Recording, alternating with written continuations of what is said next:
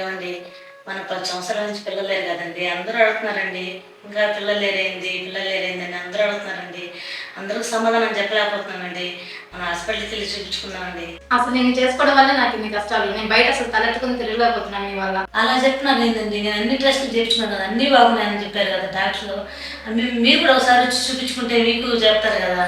రండి ప్లీజ్, వెళ్దాము. నన్ను రమ్మంటున్నావా? నేను ఎందుకు రావాలి? నేను రాను హాస్పిటల్కి.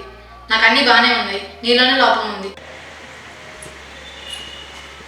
సరే, మా ఫ్రెండ్స్ కొలీగ్స్ అందరూ చెప్తున్నారు మనం ఒకసారి హాస్పిటల్కి చెక్ చేయించుకున్నాం. కొత్తగా అమ్మ హాస్పిటల్ పెట్టినారంట, మేడం చాలా బాగా చూస్తున్నారు చెప్తున్నారు. ఒకసారి నడుతుంది, ఇద్దరు టెస్ట్ చేయించుకున్నాం. సరేనా? సరే రాయొద్దు.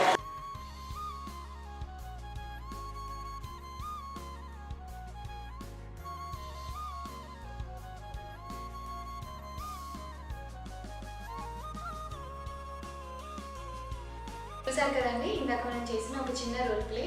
సో ఇది చాలా మంది జీవితాల్లో జరుగుతూ ఉందండి. పెళ్ళై చాలా సంవత్సరాలు అయి ఉంటారు, కానీ ఓన్లీ వైఫ్ మాత్రమే హాస్పిటల్ చుట్టూ తిరుగుతూ ఉంటుంది. ఎప్పుడు మేల్ పార్ట్నర్ ఎగ్జామినేషన్ అనేది జరగకుండా ఉంటుంది.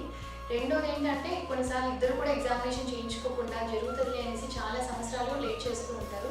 దీనివల్ల మీరు అనుకోని చాలా ప్రాబ్లమ్స్ని ఫేస్ చేయాల్సి ఉంటుంది. మెయిన్గా ఫీమేల్స్లో ఏజ్ పెరిగే కొద్దీ వాళ్ళ దగ్గర ఎగ్ రిజర్వ్ తగ్గిపోవటము, వేరే కాంప్లికేషన్స్ యాడ్ అవటము జరుగుతూ ఉంటుంది.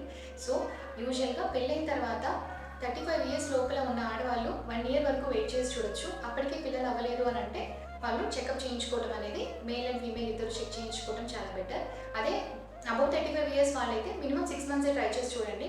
అవ్వలేదు అని అంటే ఫస్ట్ వెళ్ళి మీరు హాస్పిటల్ని కన్సల్ట్ అవ్వడం అనేది చాలా బెటర్ డెసిషన్ అవుతుంది. ఎవరైతే సంతానలేమితో బాధపడుతున్నారో మా ఈ వీడియో మీకు చాలా హెల్ప్ అవుతుందని ఆశిస్తున్నాము. ఏమైనా డౌట్స్ ఉంటే కమెంట్ సెక్షన్లో మెన్షన్ చేయండి. Thank you so much.